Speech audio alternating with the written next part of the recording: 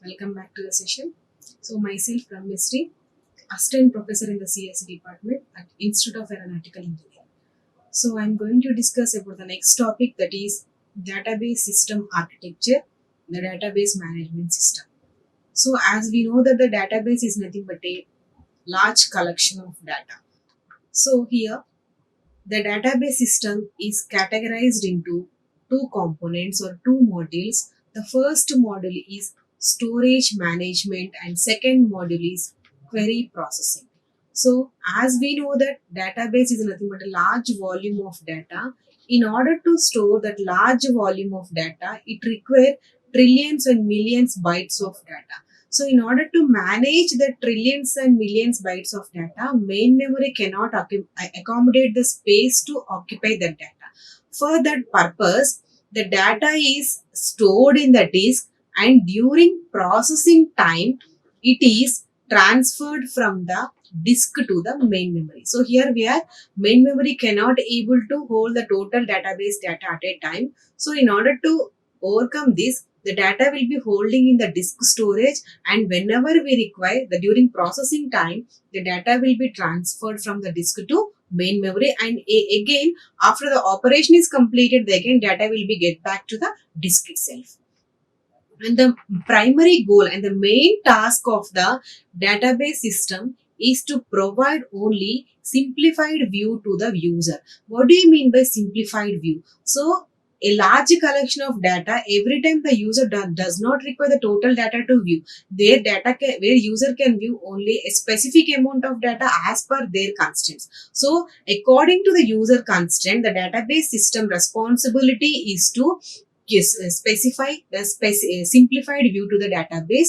That can be done only by using by hiding the physical level implementation from the user, and it will show only higher level data whatever the user requires, and lower level data which does not require to the user, that will be hidden from the user. That is a major task done by the database system. In this way they will control the total data. So we already discussed the levels of abstraction. The first level is view level, where user can view only as per their requirement. The second level, conceptual level, the total query management will be done. And third level, that is called as physical level, the total data will be stored. And the last one, database, that is a disk storage, will be given back to the disk. Whenever we require, it will extract the data from the disk. So in this way, the database structure will be classified in the three-tier architecture. Now let us see the database architecture.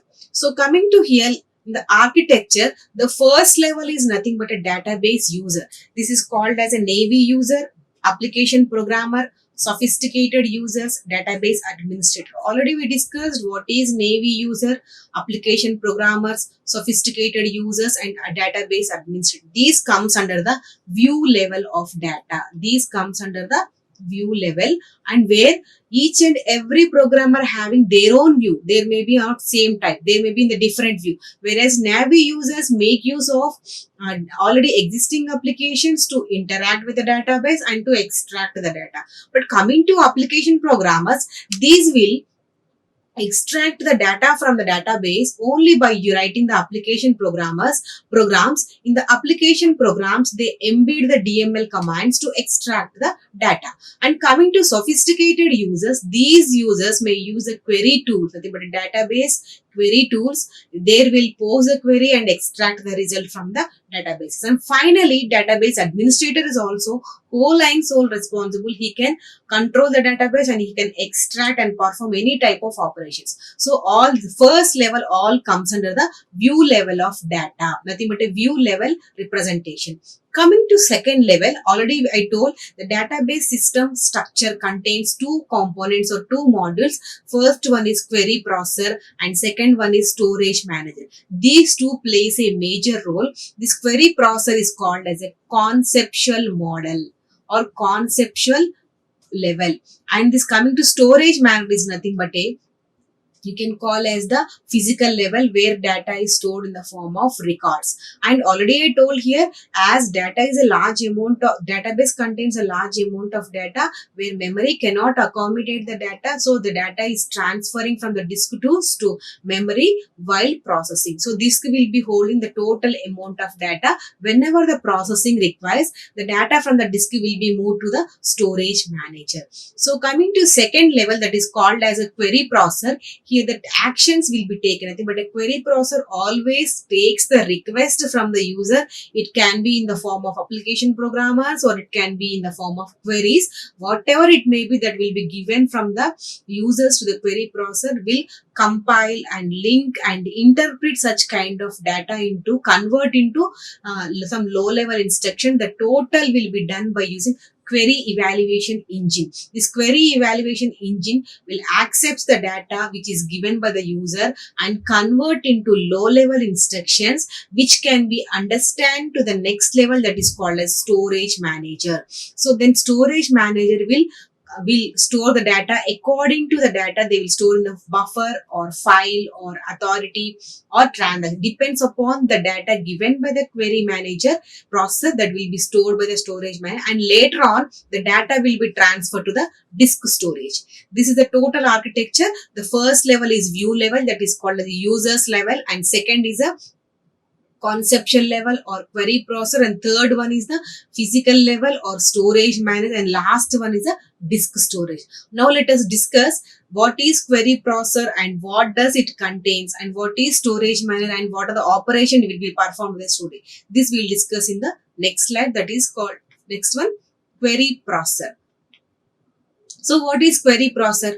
The query processor duty is to take the request from the user. It may be any kind of user, Navy, sophisticated database administrator, it may be any type of the user. Simply accepts the query which they post to the query processor. After taking their request, simply process and it will access the database and provide response back to the client after interacting with the storage manager.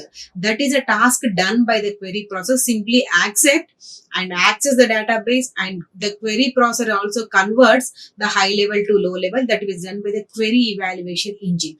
Now let us see what are the parts, nothing but what are the components including in the query processor. The first one is DDL interpreter, second one is DML compiler, and third one is query evaluation engine. So this DDL interpreter and compiler both are used to convert the high level instructions into low level instructions. So every time these are used to convert high level to low level instructions, where in order to understand for the next manager, that is storage manager, easy understand purpose, these two phases will perform the translation. Now let us see what is DDL interpreter and what is DML compiler. So first one, we would like to see what is DDL interpreter. This DDL is nothing but data definition language. Already I told, data definition language will be handled by DBA, who is database administrator. So here this DDL interpreter will interpret or translate the DDL statements which are written by the DBA, nothing but database administrator. After translating those instructions which are written by the DBA, that is stored in the data dictionary, that is in the disk storage. Converting the whatever the actions performed by the DBA, that will be converted into low level instructions by using DDL interpreter. The next one, DML compiler. So what is compiler? As we know that the compiler is used to translate the high level language into low level language, because high level language cannot be understand to the internal management system. In order to understand purpose, we are going to convert high level to low level. In the similar way, in this query processor also, the query language is also in the high level English language, which cannot be understand to the storage manager internally. So here we need to take place of the translation or conversion into equivalent object code or equivalent set of instructions which can be understand to the storage manager. So what is DML compiler? So DML compiler duty is to translate the DML statements which are in the high level instructions into low level instructions which can be understood by the query evaluation engine. So here why we are using the query evaluation engine, nothing but a once query takes the request from the user, after translating we need to execute the query by the query evaluation engine. So that's why after translating the data will be transferred to the query evaluation engine. Once after query evaluation engine executes successfully, then only data will be transferred to the storage manager. Until and unless the data will not be go to the third level, that is physical level. If it is successfully executed, successfully operation completed, only data will be going to the next level, that is storage manager. Now next one, DML compiler only. Next point, as whenever we take the query in the DML statements, so whatever we query take immediately translated into low level language. During this translation, here many alternative plans are be taken. But many number of alternative evaluation plans will be occurred for the same query. Why we require many evaluation plans? Because in order to perform the query optimization, the query evaluation engine will select the best plan in order to perform the optimization. Because after translating every time, the final phase will take only optimized code for the better and efficient target code. So that's why here number of alternate evaluation plans will be generated for the same query, and the DML compiler will select the better plan for the query optimization. Then only it will be transferred to the next phase, that is query evaluation engine. So the next one, query evaluation engine. This engine will execute the statements which are translated by the DML compiler. So finally, DDL and DML will be duty is to translate the high level to low level, and the query evaluation engine will execute those instructions. Once it is successful, it is moved to the next phase. Now the next one, storage manager or storage management. So what is storage manager? So storage manager is a program module which act as interface between the application programs and database applications, application programs and the database. So why it act as interface? Because the first level is user level, and second level is query level, third level is storage manager, and fourth level is disk. The total database data will be stored. So here every time the storage manager will be acting as interface between the users application programs as well as the database system, which plays a major role. And here the main task and duty of storage manager is used to store or retrieve or extract data from the database itself. That's a major task done by the storage manager. Now next we will see what does the storage manager contains. The storage manager key components are, so the storage manager key components, the first one is transaction manager, second one is file manager, third one is buffer manager, fourth one is authorization and integrity managers. So these are the four components we are having in the storage manager. So first one, we will be going into the first one, that is transaction manager. The transaction manager which manages the transactions and ensure that data remains in consistent state even after system failures. This indicates, suppose here I will take the example, I am going to take the account A and account B. So when account A amount from 100 rupees is transferred from the account A, account B. So during transferring the amount from the account A to account B, due to in the middle of the transaction, if system failures, what does it remains? The data, nothing but the content or the money which in the account A will be debited, but it will not be credited to the account B. That indicates the inconsistent data, but incorrect data will here it will showing the it is debited to that account, but for the B it is showing it is not credited. So it indicates a missing of the data, incorrect data. Such cases the transaction manager will takes place, will get back to the previous state, nothing but before system failures, what does the data, what account A and account B contains, it get back to the data remain in the consistent state before system failure. Then after also it remains in the consistent state, that can be managed only by using transaction manager. And one more thing, if we by using this transaction manager, here it can able to perform multiple concurrent transactions can be performed on a single account. So in the file system, we are having the problem when we perform the concurrent multiple transactions on the same account, same account, it leads to incorrect data. So, but in coming to transaction, it allow concurrent transactions at a time without any problems and without any conflicts. So the total data maintenance will be taken care by the transaction manager before, if it is completed or not completed doesn't matter, but total data proper management will be taken care by the transaction manager.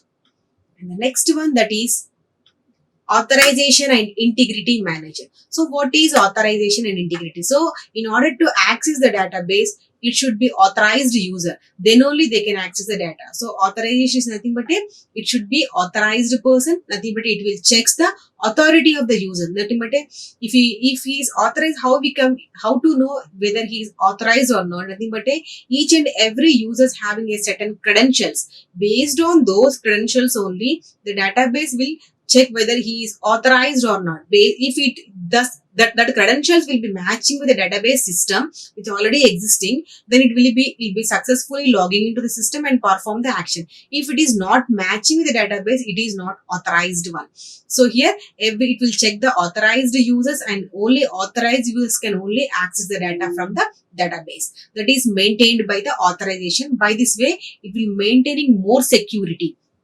And the next one, integrity manager. So what is integrity manager? This integrity manager always checks whether integrity constraints defined on the data are satisfied. What does it means? Whenever we are going to set some integrity constraints on the data present in the database, that will be taken care by this integrity constraint manager. Suppose I take the bank account. In the bank account, every time they will keep the constraint, the amount in the account should be not less than 500. If it is less than 500, they need to charge an amount up to some 25 to 30 rupees per day. Such type of integrity we can easily add and easily maintained by using database. That is done only by using integrity. Nothing but whenever we want, we can add the integrity. Nothing but we can add the constraints or conditions which were data already present in the database. Based on that, we can easily extract the data. So totally authorized security and the data will be based upon specific constraints can be maintained by using authorization and integrity manager. And coming to third one, that is file manager. So what is file manager? This file manager manages the allocation space on the disk. So why we require disk? So the main memory cannot able to maintain the data by the database system. Then we will take the here disk storage. And during processing time, the data will be transferred from the disk to main memory. So here the allocation space on the disk will be taken care by the file manager. So whatever the data we make use in the database, in the disk storage, those are represented by using some data structures, and those data structures are also maintained by the file manager to represent information on the disk. So here finally the file manager manages the allocation space on the disk and as well as data structures which are used to represent information stored in the disk. The next one, buffer manager. So this buffer manager is responsible for retrieving data from the disk storage to main memory. Nothing but whenever an action required, whenever we require the data from the disk storage, immediately buffer manager will be taking place and will be whole and sole responsible to extract the content from the disk storage and giving to the main memory. After once it is done, it is get back to the disk storage, and this buffer manager will decides what data to be kept in the main memory. That is that totally will be taken care by the buffer manager. What data should be transferred and how much data they require, that much data will be taken care by the buffer manager, which will be transferred from the disk to main memory at that point of operation. So these are the four managers which we are having in the storage manager or storage management. And finally, let us see what are the data structures those are used by the storage manager. So I told here, we in order to maintain the data in the disk storage, data structures are used. These data structures are used to store the information present in the disk storage. Now let us see what are those data structures we use in the disk storage that will be get connected with the storage manager. First one is the data files. These data files contains list of the databases. Nothing but it contains, these are the files contains only database. Nothing but it contains database itself. Whatever the data we contain, that will be holding in the data files. Next one, data dictionary. This data dictionary is contains a metadata which contains information about different data structures which we used in the databases. Nothing but or whatever the data structures we use to maintain the data, those data structures will be maintained by using data dictionary.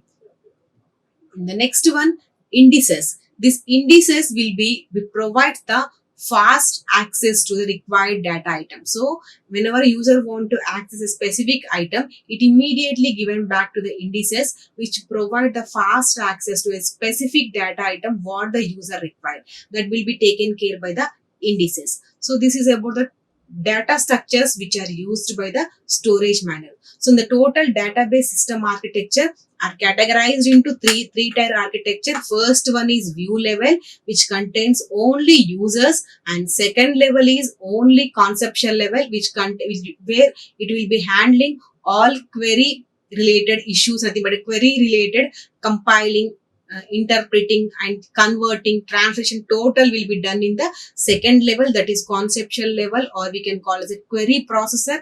And coming to third level, once it is converted from the high level to low level, the data will be transferred to the next one, physical level, that is called as storage manager, where data is maintained very securely, and later on the data will be held in the disk storage.